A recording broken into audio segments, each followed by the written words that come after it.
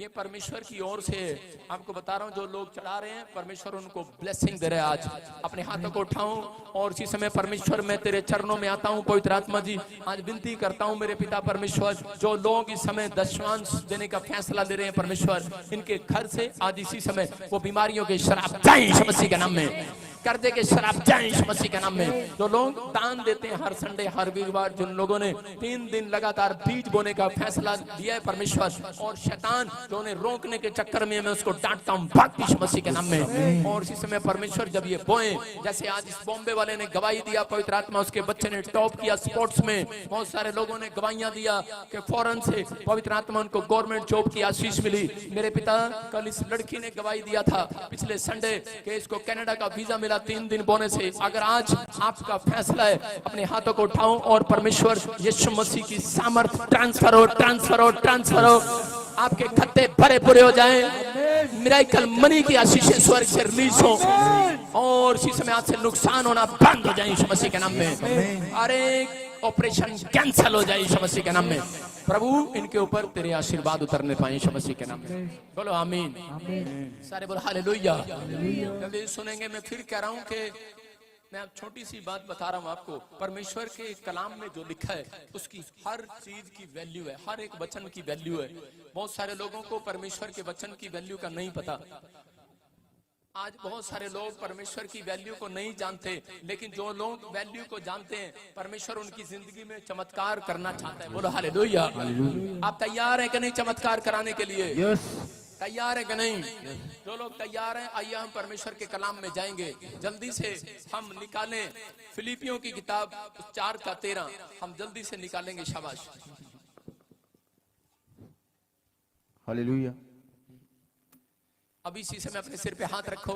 पवित्र आत्मा जी प्रार्थना करता हूँ जो वचन का बीज इनके अंदर बोया जाए परमेश्वर, कोई शैतान चुराने ना पाए इनके दिमाग से। मेरे पिता परमेश्वर तेरा वचन इनके घर में आशीषों को लेकर आया। 30 गुना नहीं, 60 गुना नहीं, 100 गुना फलवंत होने पाए यीशु मसीह के नाम में। हर एक आशीष आमीन बोलने वालों की हो, आमीन। हालेलुया बोलने वालों की हो, हालेलुया। बोलो आमीन, आमीन। सारे बोलो हालेलुया, हालेलुया। आज बहुत सारे लोग दुखी हैं, परेशान हैं, समस्या में हैं। कारण सिर्फ बाइबल एक बताती है, क्योंकि उनको परमेश्वर के वचन की वैल्यू का नहीं पता। बहुत सारे लोग वचन तो पढ़ते हैं लेकिन उस पर भरोसा नहीं रखते। मैं आपको बता रहा हूँ कि इजरायली लोग मसीह को जानने के बाद भी, यहोवा को जानने के बाद भी 430 साल गुलामी में रहे। 430 साल, कितने साल? 430 साल गुलामी में रहे। क्यों? क्योंकि वो परमेश्वर को जानने के बाद भी उसके बताए हुए रास्ते पर नहीं चलते थे, उसके दिखाए हुए आज्ञाओं पर नहीं चलते थे। आज आप चर्च आते हैं और परमेश्वर की बात नहीं मानते, इसका मतलब बाइबल बोलती है कर्म बिना विश्वास अधूरा है। मैं फिर कह रहा हूँ कि ऐसा ही है। एक 2 बच्चे थे और अपनी मम्मी को बोलते थे, डैडी को बोलते थे स्कूल जाते हुए, mummy I love you, mummy I love you, love you पापा लव यू। जब वो जा रहे थे उसकी मम्मी ने उसको बताया था, बेटे जब भी तुम सड़क पार करो तो लेफ्ट और राइट देख कर पार करना। लेकिन वो बच्चे अपनी मम्मी की बात नहीं मान रहे थे, बस ऐसे करते जा रहे थे, love you mummy, love you पापा। स्कूल तक जा रहे थे और एक ट्रक ने उन बच्चों को कुचल दिया और वो डेड हो गए, मर गए। सड़क पे से खुरपा लेकर उन्हें खुरचना पड़ा उस लाश को, उनके मांस को। उसकी माँ बाप के दिल पर क्या बीती होगी। लेकिन वो क्यों मर गए? क्योंकि वो बच्चे अपने माँ बाप की बात को सुनते नहीं थे। सुनते तो थे, मानते नहीं थे। आज मसीह लोग दुख में क्यों है?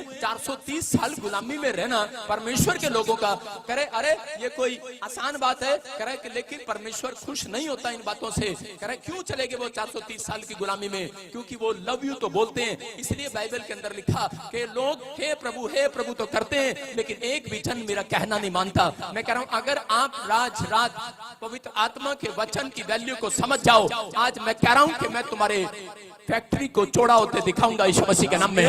मैं तुम्हारी दुकान को चौड़ा होते दिखाऊंगा यीशु मसीह के नाम में। मेरा परमेश्वर तुम्हारे तंबू को चौड़ा करेगा आज रात के बाद। कह रहे हैं अगर गुलामी से बाहर आना है तो आपको परमेश्वर के वचन की वैल्यू को समझना है। उसने ले व्यवस्था 26:3 में बताया।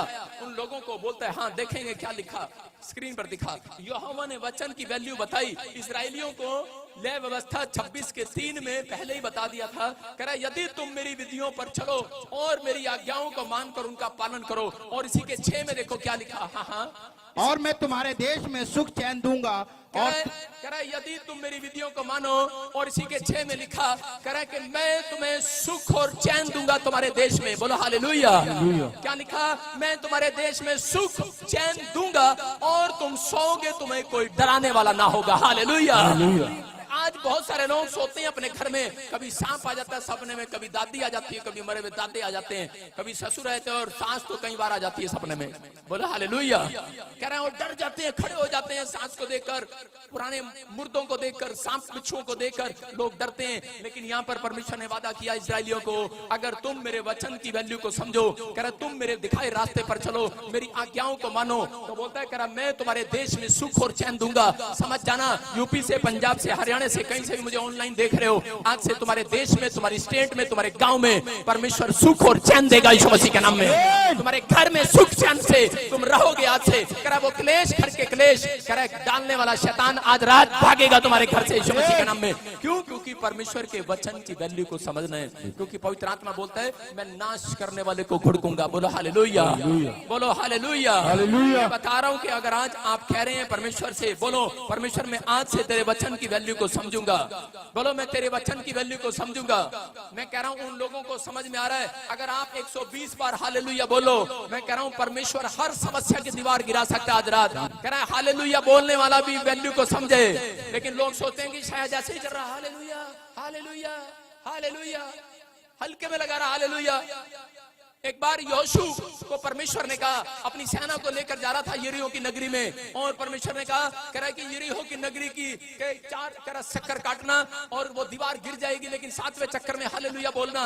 कह रहा लेकिन उन लोगों को समझ में नहीं आया, वो सोच रहे थे शायद पता नहीं, अरे वैसे ही कह दिया होगा परमेश्वर ने। उनमें से 2-4 जनों ने बहुत तकड़े थे, उन्होंने दीवार को तोड़ने की कोशिश किया, लेकिन उसी समय उन्होंने देखा और आकर यहोशू से बोलने लगे, बोलते करे बहुत थोड़े मारे, बहुत भाले मारे, बहुत सारी चीजें चलाई, लेकिन हम इतने शक्तिशाली नहीं है, ये दीवार हमारे से ज्यादा शक्तिशाली है। कह रहे हैं कि 4 दीवारें मिलाकर इन्होंने, 4 दीवारें मिलाकर इन्होंने इतनी चौड़ी, इतनी मोटी दीवार बनाई है, इतनी 45 फुट की, इतनी ऊंची 70 फुट की, इतनी बड़ी बड़ी दीवारें बनाई है। ये हमारे बस की तोड़ने की बात नहीं है, क्योंकि उनके लोगों को यरीहो की नगरी वाले पकड़ कर ले गए थे, उनके बच्चों से पाप कराते थे। मैं कह रहा हूं कि उस समय इजरायली लोग अपने लोगों को आजाद कराने के लिए जब वहां पर गए, तो परमेश्वर ने कहा सुन, कह रहे जो तलवार से नहीं होगा, जो बंदूक से नहीं होगा, जो तोप से नहीं होगा, कह रहा हालेलुया के नारे से होगा आज रात यीशु मसीह के नाम में। हालेलुया के नारे से होगा।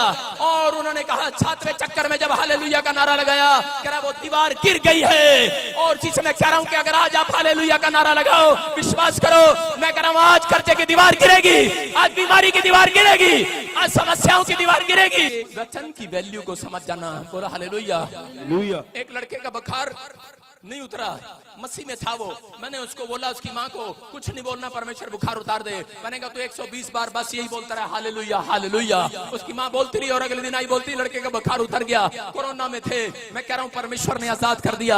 याद रखना, एक वचन भी अगर परमेश्वर का अगर आप मुंह से निकालने वाले हो, बाइबल बोलती है परमेश्वर के 55:11 में लिखा, परमेश्वर अपने वचन को जब भेजता है, कह रहा उसे ठीक समय पर भेजता है और पूरा करता है। कह रहा है उसका वचन खाली हाथ कभी नहीं लौटता।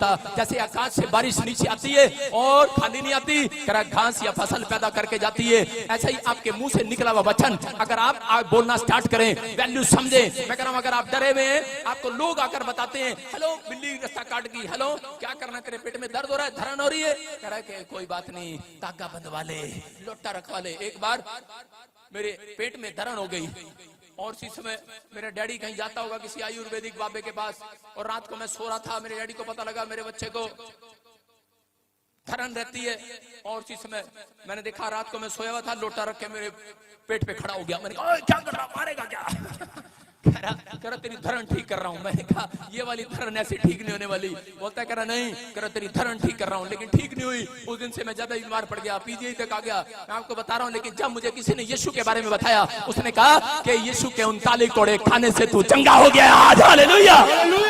कह रहा है कि अगर कह रहा मैंने कहा यार 39 कोड़े उसने खाए, मैं चंगा कैसे हो गया? कहता है मेरे और तुम्हारे लिए उसने कोड़े खाए हैं। हालेलुया। अगर आज आप वैल्यू नहीं समझ रहे, आपको सिर्फ यही कहना है कि परमेश्वर तेरे 39 कोड़े खाने से, तेरे इकलौते बेटे के 39 कोड़े खाने से मैं चंगा हो गया। मैं कह रहा हूँ 120 बार बोलकर चले जाओ, आपके अंदर हिम्मत है, ज्यादा बार बोलो, जितनी मर्जी बार बोलो।